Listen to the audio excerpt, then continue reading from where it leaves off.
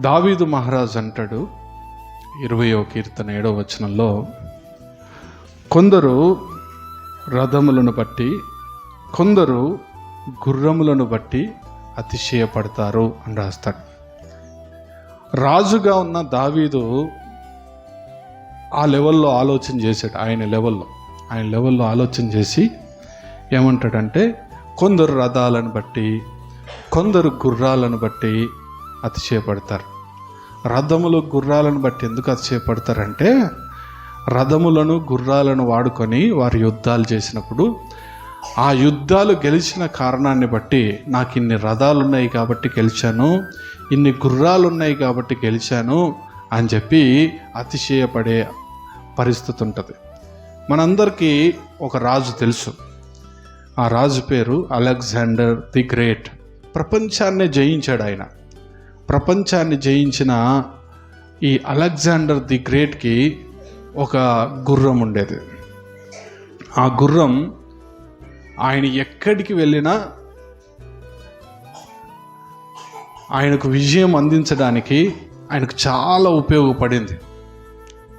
ఎంతో వేగంగా పరిగెత్తేదట, యుద్ధంలో ఎంతో చురుకుగా పాల్గొనేటట్లుగా ఆ అలెగ్జాండర్కు సహాయపడేదట. ఇప్పుడు అలెగ్జాండర్కు గర్వం ఏంటంటే, నా గుర్రం చేయబట్టి నేను గెలుస్తూ వచ్చాను, నా బలం చేయబట్టి నేను గెలుస్తూ వచ్చాను. విచిత్రమైన విషయం ఏంటంటే, ప్రపంచాన్ని గెలిచిన ఆయన అతిశయించాల్సి వస్తే ఎంతగానో అతిశయించాలి. కానీ అలాగూ అతిశయిస్తున్న రోజుల్లో విందు చేసి తన స్నేహితులను పిలిచి బాగా తాగిన తర్వాత స్నేహితులను చంపించేసేవాడట. ఎందుకు తెలుసా? ఒకవేళ వీళ్ళు ఎవరైనా నన్ను చంపేస్తే ఆ రాజ్యం వాళ్ళదైపోతుంది అనే భయంతో. చనిపోయిన తర్వాత, చనిపోయే టైంలో మరణ పడక మీద ఉన్నప్పుడు ఆయన దగ్గర ఉన్న వాళ్ళని పిలిచి ఆయన అన్నాడట, నేను చనిపోయినప్పుడు నా చేతులను బయట పెట్టండి, బయట పెట్టి తీసుకెళ్ళండి. నేను వెళ్తున్నప్పుడు ఆ దారంతా ధనాన్ని చల్లుతూ తీసుకెళ్ళండి. ఎందుకు అంటే, నా చేతులు ఖాళీగా వచ్చాయి, ఖాళీగా వెళ్తున్నాను. నేను ఎంతో ధనాన్ని, ఆస్తిపాస్తులను సంపాదించాను, ఏవి నేను తీసుకొని పోవట్లేదు అని తెలియజేయడం కోసం ఈ పని చేయండి అని చెప్పాడు. నా ముందు ఎవరు నడవాలి, నా పెట్టె ముందు అంటే డాక్టర్లు నడవాలి అన్నాడట. ఎందుకు? ఏ వైద్యుడు నా ఆరోగ్యాన్ని కుదుటపరచలేకపోయాడు. వైద్యులు ఎవరు ఈ లోకంలో పనిచేయరు, కొంతవరకే పనిచేస్తారు. ఒక టైం దాటిపోయిన తర్వాత వైద్యుల వైద్యం కూడా పనిచేయదు అని చెప్పడానికి. ఎంతగానో అతిశయించిన ఆయన చివరికి ముగింపు ఎలాగుందో చూడండి. దావీదు మహారాజు అంటాడు, కొందరు రథములను బట్టి అతిశయిస్తారు, కొందరు గుర్రములను బట్టి అతిశయిస్తారు. అక్కడ ఇంకొక మాట వాడాడు, మనమైతే అని. హల్లెలూయా. ఎవరట? మనమైతే అంటే అందులో నువ్వున్నావా? హల్లెలూయా. నేనున్నానా? మనం అంటే అందరం అన్నట్టు. మనం అని ఎవరి గురించి మాట్లాడుతున్నాడు ఆయన? దేవుణ్ణి నమ్మిన ప్రజల గురించి. హల్లెలూయా. దేవుణ్ణి నమ్మిన ప్రజల గురించి ఏమని మాట్లాడుతున్నాడంటే, మనమైతే ఎవరి యందు? యెహోవా యందు అతిశయపడతాం, ఆయన నామమును బట్టి అతిశయపడతాం అంటాడు. ఇప్పుడు ప్రశ్న ఏంటంటే, మనకు కూడా పైన ఉన్న అతిశయం ఉన్నదా, కిందున్న అతిశయం ఉన్నదా అనేది ప్రశ్న. పైన ఉన్నదేమో మనకున్న దాన్ని బట్టి వచ్చే అతిశయం. ఆ రోజుల్లో రాయాల్సి వస్తే గుర్రాలు రథాలని రాశాడు. ఈ రోజుల్లో రాయాల్సి వస్తే ఆస్తిపాస్తులు, జ్ఞానము, ఉద్యోగము, పదవి ఇలాంటివి రాయాల్సి వచ్చేది. హల్లెలూయా. మనకున్న వాటిని బట్టి మనం అతిశయపడుతున్నామా, మన దేవుల్లో అతిశయపడుతున్నామా? అనేది ఈరోజు ప్రశ్న. అయితే ఈ అతిశయానికి ఉదాహరణగా ఒక వ్యక్తిని మేము ముందు పెట్టడానికి నేను ఆశపడుతున్నాను. ఆయన జీవితంలో ఉన్న కొన్ని రకాల అతిశయాలు మేము ముందు పెడతాను. ముందు పెట్టి నేను నా ప్రసంగాన్ని ముగించడానికి ఇష్టపడుతున్నాను. ఆయన ఏమంటాడంటే, నేను అసలు అతిశయపడడానికి తగదు, అతిశయపడాల్సి వస్తే నాకు అతిశయపడడానికి బోలెడు కారణాలు ఉన్నాయి అని చెప్తాడు. చూడండి, కొరింథీయులకు రాసిన 2వ పత్రిక 12వ అధ్యాయం 1వ వచనం. అతిశయపడవలసి వచ్చింది ప్రభువు దర్శనమును గూర్చియు ప్రత్యక్షతలను గూర్చియు చెప్పుదును, నేను ఎరుగుదును.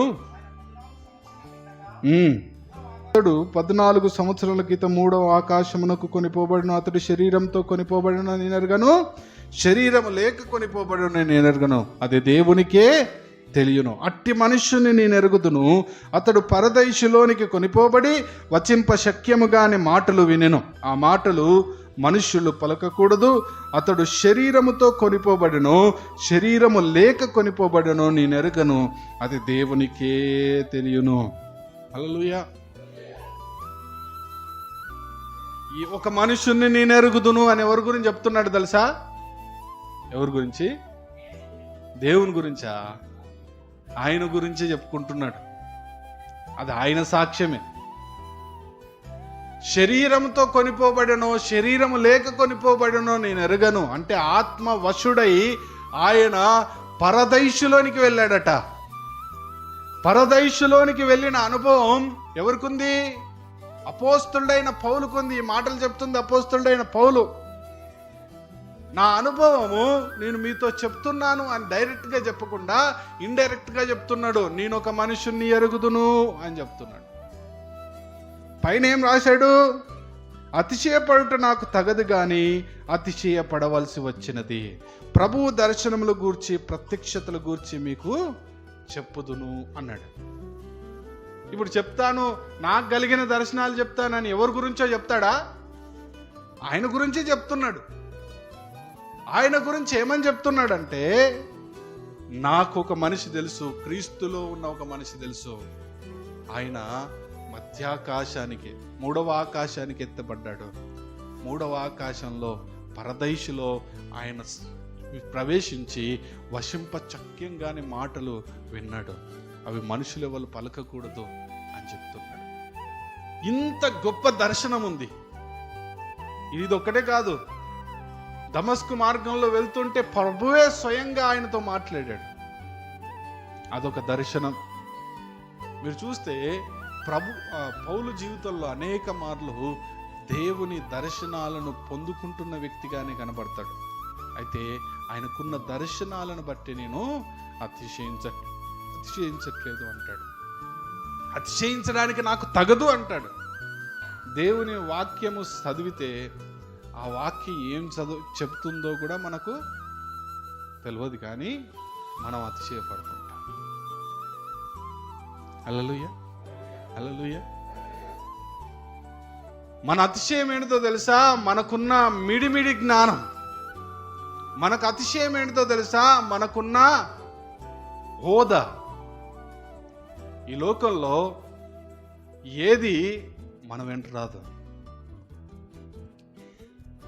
ప్రభులో ఉన్న ఒక వ్యక్తి దేనిలో అతిశయించాలో పౌలు తన జీవితం ద్వారా చూపించాడు. నేను 4 విషయాలు మీ ముందు పెడతాను. ఆ 4 విషయాల్లో మనం అతిశయపడు వారంగా ఉండాలి. లోక సంబంధమైన విషయాల్లో అతిశయపడద్దు. ఫిలిప్పీ పత్రికలో అదే పౌలు అంటాడు, మీరు సిగ్గుపడవలసిన విషయాల్లో అతిశయపడుతున్నారు అంటాడు. హల్లెలూయా. అర్థమవుతుందా? 4వ అధ్యాయంలో ఉంటుంది ఆ మాట. తర్వాత చదవండి. ఫిలిప్పీలకు రాసిన పత్రిక 4వ అధ్యాయంలో ఆ మాట ఉంటుంది. మీరు సిగ్గుపడవలసిన విషయాల్లో అతిశయపడుతున్నారు.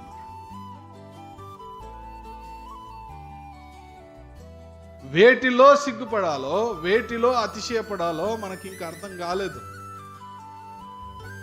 వేటి గురించి దేవుని సన్నిధిలో మనము సాక్ష్యం ఇవ్వాలో కూడా మనకి ఇంకా అర్థం కాలేదు. అయితే వీటి గురించి అతిశయపడాలి. పౌలు మన ముందు ఒక సాక్ష్యంగా కనబడుతున్నాడు. పౌలు ఏమంటాడంటే,